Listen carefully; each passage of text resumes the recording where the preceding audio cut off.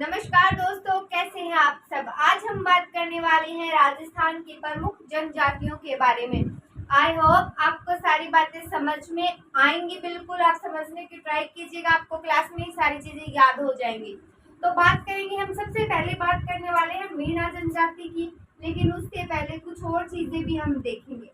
सबसे पहले हमें मीणा पढ़ने हैं, क्योंकि मीणा जनजाति से क्वेश्चन, चाहे पुलिस का एग्जाम हो, पटवार का एग्जाम हो, रीट का एग्जाम हो, किसी भी चीज का आप एग्जाम दे लो, अगर जनजातियों से क्वेश्चन आएगा तो मीणा जनजाति से क्वेश्चन जरूर पूछा जाता है, चाहे वो क्वेश्चन छोटा सा ही क्यों ना हो। तो देखिए, आज हम बात करने वाले हैं जनजातियों के बारे में। सबसे पहले हमें ये पता होना चाहिए कि जनजातियां होती क्या है। तो आप बताइए, जनजातियां क्या होती हैं। देखिए, जनजातियां लोगों का ऐसा समूह होता है। कैसा समूह? जहां वो मिलजुल कर साथ रहते हैं, अपनी एकता, अपनी भावनाओं को क्या करते हैं, शेयर करते हैं। यानी कि जनजातियां वो होती हैं, यानी कि जो समाज से तो थोड़ी सी अलग रहती हैं, लेकिन उनका भी क्या होता है कि अलग समाज होता है, अलग सद्भावना होती है, त्योहार होते हैं। तो लोगों का ही समूह क्या कहलाता है, जनजातियां कहलाती है। तो विशेष जनजातियां हम पढ़ते हैं, जैसे मीणा है, सासी है, खंजर है, कथोड़ी है, भील है। ये सारी जनजातियां हम पढ़ेंगे, एक एक करके पढ़ेंगे। आज हमें मीणा पढ़ने हैं, तो आज हम पढ़ेंगे मीणा जनजाति। तो देखिए, मैं यही कोशिश करूंगी क्लास में ही आपको मीणा जनजाति याद हो जाए, क्योंकि हम इतने अच्छे तरीके से अभी पढ़ने वाली है। तो देखिए, मीणा क्या शब्द है। मीणा एक बार समझिएगा, उसके बाद हम लिखेंगे, साथ साथ नहीं लिखने हैं। एक बार मैं समझाऊंगी आपको, फिर हम याद करेंगे, उसके बाद हम नोट करेंगे, ठीक है।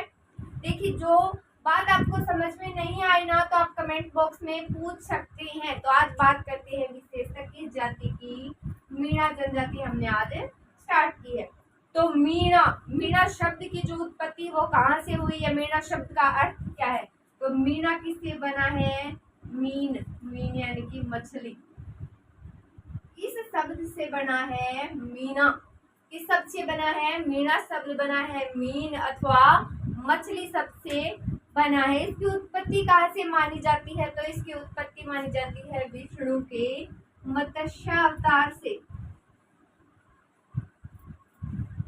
मीणा की उत्पत्ति कहाँ से मानी जाती है, तो इनकी उत्पत्ति मानी जाती है विष्णु के मत्स्य अवतार से। उल्लेख कहाँ मिलता है, उल्लेख भी मत्स्य से ही मिलता है, यानी कि मत्स्य पुराण में मीणाओं का उल्लेख सर्वप्रथम मिलता है। हम बात कर रहे हैं राजस्थान की, तो राजस्थान की सबसे बड़ी जो जनजाति है ना, मीणा ही है। बिल्कुल, जो सबसे बड़ी जनजाति पूछ ली जाए एग्जाम में,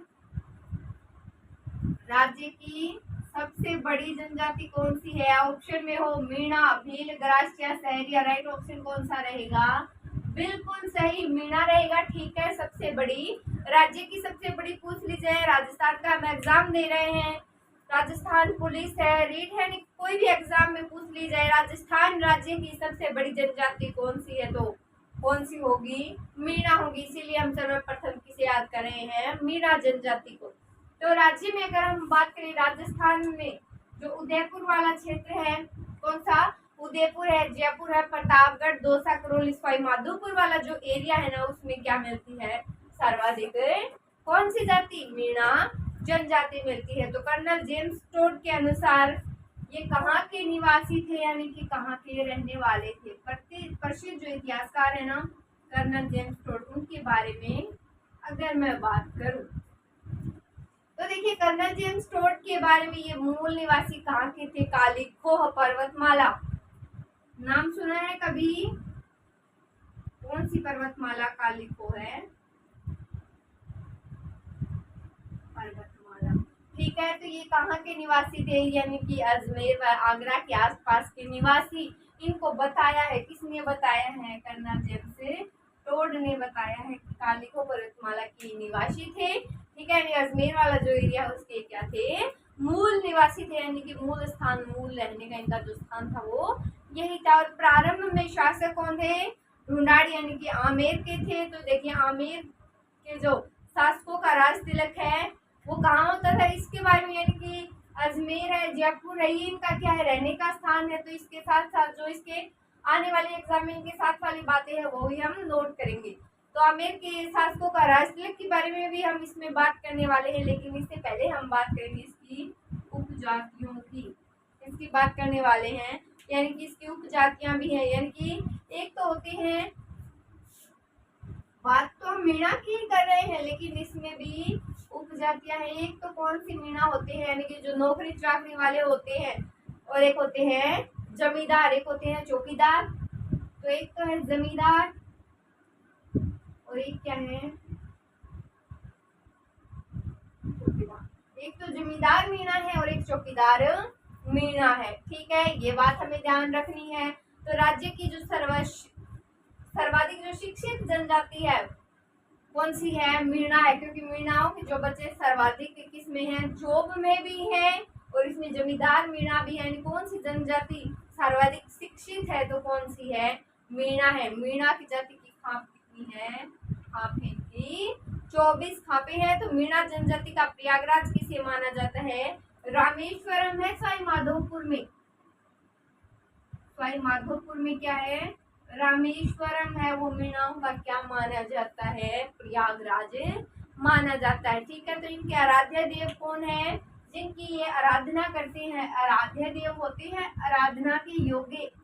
समझ रहे हो बात को। तो देखिए आराध्य देव कौन होते हैं, आराधना के जो योग्य होते हैं। तो इनका है गौतमेश्वर, नाम लिया जाता है बड़े एग्जाम में, गौतमेश्वर। और नाम इनका आ जाता है भूरिया बाबा भी। तो भूरिया बाबा तो हमें पता है, लेकिन गौतमेश्वर जिनको ध्यान नहीं, ध्यान थोड़ा इधर दीजिए ध्यान कि गौतमेश्वर और भूरिया बाबा क्या हैं, एक ही है। भूरिया बाबा ऑप्शन में ना हो तो गौतमेश्वर आपको पक्का मिलेगा। ठीक है, तो इनका ग्रंथ है, इनका कौन सा, मीन पुराण। कौन सा है, मीन पुराण। इसकी रचना किसने की थी, मुनि मगन सागर के द्वारा इसकी रचना की गई थी।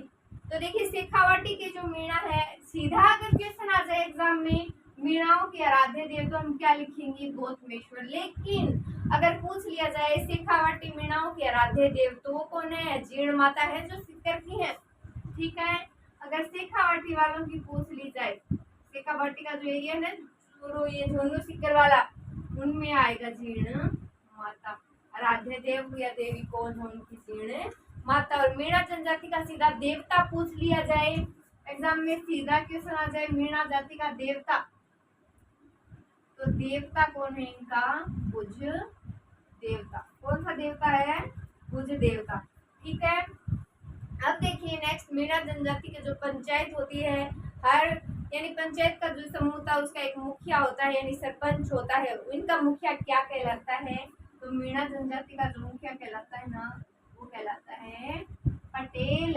मीणा जनजाति का मुखिया क्या कहलाएगा, पटेल। सबसे बड़ी जो इनकी पंचायत होती है ना, उसे क्या बोला जाता है, 84। 84 आदमियों की नहीं होती है, 84 जने नहीं होती इसमें, लेकिन इनकी जो पंचायत होती है उसे क्या बोलते हैं, 84। ठीक है, इतनी बात समझ में आ गई। अब ये अनाज रखने के लिए कुछ बनाती है, या बोर या कुछ भी मान लो, उसे क्या बोला जाता है, जैसे यहाँ पर इसमें अनाज डाल रखा है, इसे बोलेंगे ये ओबरी। ओबरी या ओबरी बोला जाता है। तो लड़के के जन्म पर क्या बजाई जाती है, थाली बजाई जाती है, और लड़की के जन्म पर सूप बजाई जाती है। ये बातें हैं, यानी कि क्या है, थाली तो हम जानते ही हैं, ठीक है, और लड़की के जन्म पर क्या बजाई जाती है, सूप। आप देखिए इनमें जो तलाक होता है, यानी विवाह विच्छेद भी आपको मिल जाएगा। विवाह विच्छेद क्या बोलेंगे, छेड़ा फाड़ना। पुरुष अपने गमछे का एक भाग क्या कर देता है, फाड़ कर देता है, उसे बोला जाता है छेड़ा फाड़ना। ठीक है, आटा साटा इनमें विवाह का प्रसिद्ध प्रकार है। महिला द्वारा अपने नए पति, यानी कि पहला एक पति होता है, अगर दूसरी शादी करना चाहे तो पति को देने वाली राशि क्या कहलाती है, उनकी झगड़ा राशि। ठीक है, मीणाओं में इतनी बात इम्पोर्टेंट है। अब हम लिखेंगे मीणा जनजाति के बारे में। ठीक है, तो मीणा समझ में आ रहे हैं, साथ साथ नोट करेंगे, साथ साथ इनको याद करेंगे।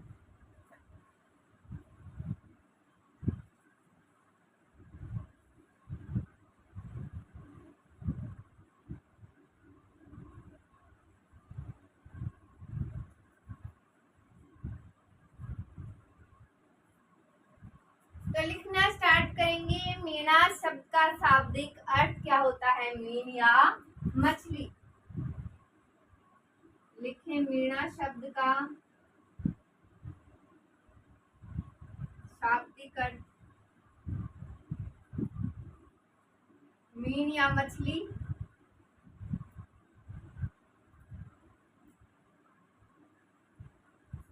बिना टाइम वेस्ट किए लिखना स्टार्ट करें फटाफट। उत्पत्ति किससे हुई है? विष्णु के मत्स्य अवतार से। तो उत्पत्ति हुई है विष्णु के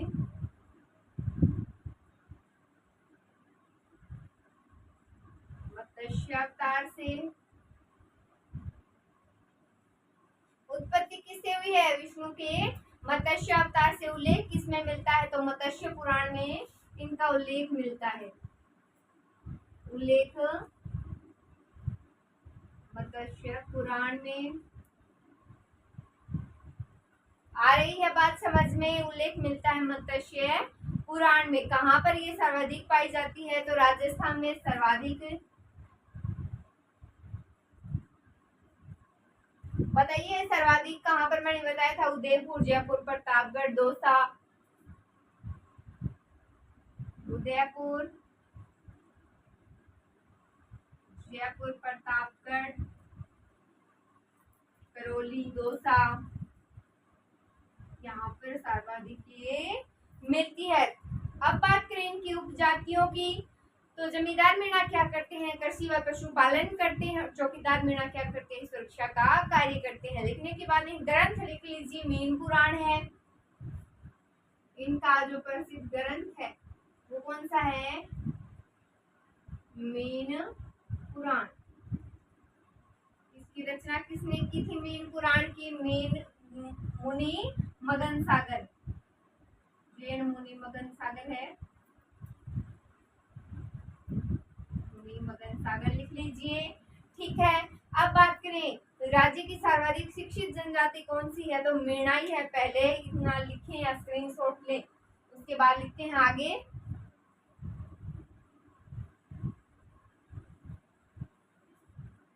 आगे देखिए, राज्य में सर्वाधिक शिक्षित व संपन्न जनजाति यही है। राजस्थान में सबसे शिक्षित जनजाति, सबसे शिक्षित जनजाति कौन सी है? मीणा है। तो मीणा जाति की कितनी खाप है? 24। इनकी 24 खापे हैं, 24 खाप है। तो मीणा जाति का प्रयागराज कहाँ है? रामेश्वरम है। ये लिख लीजिए, मीणा जाति का प्रयागराज। तो इनका प्रयागराज है रामेश्वरम। है कहाँ पर ये रामेश्वरम? तो सवाई माधोपुर। कहाँ पर है? सवाई माधोपुर में। तो शेखावाटी के जो इम्पोर्टेंट बात है वो लिखिए। शेखावाटी मीणाओं के आराध्य देव या सीधा आराध्य देव पूछ लिया जाए, लिखे मीणाओं के आराध्य देव। आराध्य देव तो कौन है? भूरिया बाबा या फिर गौतमेश्वर, गौतमेश्वर महादेव। अब देखें सीधा क्वेश्चन आ जाए तो मीणा जनजाति का देवता तो कौन करेंगे? तो लिखो मीणाओं के देवता है भुज देवता। कौन से हैं? भुज देवता है। कौन है? भुज देवता है। ठीक है, तो शेखावाटी मीणाओं की आराध्य देवी कौन है? जीर्ण माता है। लिखो शेखावाटी मीणाओं की, शेखावाटी मीणाओं की आराध्य देवी कौन है? जीर्ण माता। आप अच्छे अच्छे नोट्स बना लीजिए। राज्य में सबसे शिक्षित जनजाति है, खाप 24 है। इनका प्रयागराज है रामेश्वरम। और मीणाओं के आराध्य देव है भूरिया बाबा या गौतमेश्वर।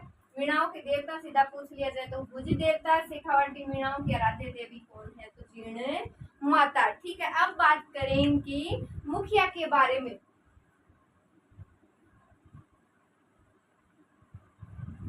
तो आप पहली दूसरी तीसरी के बच्चे नहीं हैं, पूरी बात ऐसे नहीं लिखनी। मीणाओं की कुल देवता, मीणाओं की पंचायत का मुखिया, मैं यहाँ पर मुखिया लिख रही हूँ। फिर पटेल, मीणा पढ़ रहे हैं तो पता है मीणाओं के मुखिया की बात हो रही है।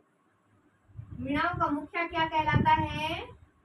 पटेल कहलाता है। मीणाओं का मुखिया पटेल। सबसे बड़ी ग्राम पंचायत या सबसे बड़ी पंचायत क्या कहलाती है? 84। सबसे बड़ी पंचायत, सबसे बड़ी पंचायत क्या कहलाती? 84। सबसे बड़ी पंचायत है 84। तो अनाज यानी कि अनाज जो रखते हैं उनके संग्रहण के लिए बनाई गई जो कोठियां हैं वो क्या कहलाती हैं? लिखो। अनाज संग्रहण के लिए बनाई गई कोठियां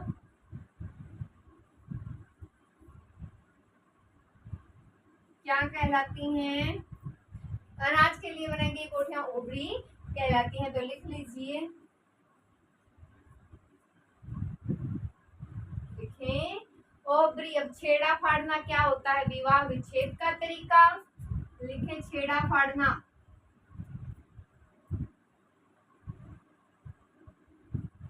लिखें विवाह विच्छेद का